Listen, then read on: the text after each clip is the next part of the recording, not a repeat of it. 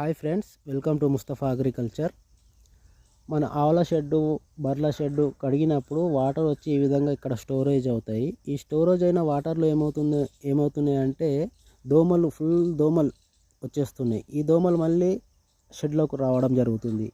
ఇక్కడ దోమలు గుడ్లు పెట్టి పిల్లలు మళ్ళీ ఆ విధంగా విపరీతంగా పెరిగిపోతున్నాయి. కాబట్టి దానికి నేనైతే ఏం చేశానంటే ఈ వాటర్లో కొంచెం వేస్టేజ్ ఆయిల్, మన బైక్ ఆయిల్ కానీ కార్లో నుంచి తీసిన ఆయిల్ ఉంటుంది కదా, ఒక 3 లీటర్స్ ఆయిల్ అయితే దీంట్లో పోయడం జరిగింది. ఈ ఆయిల్ పోసినప్పటి నుంచి దీంట్లో దోమలు, ఈగలు అయితే ఎక్కడ ఏం కనబడట్లేదండి. ఈ ఆయిల్ వాటర్లో మిక్స్ కావు, వాటర్ పైననే మొత్తం తేలుతూ ఉంటుంది, కింద మొత్తం వాటర్ ఉంటుంది. మనం ఇది నిండిన తర్వాత మోటార్ పెట్టి వాటర్ తీసేసినా కానీ ఆయిల్ అదే విధంగా ఉంటుంది, ఎందుకంటే ఆయిల్ వాటర్లో మిక్స్ కావు కాబట్టి. Thank you.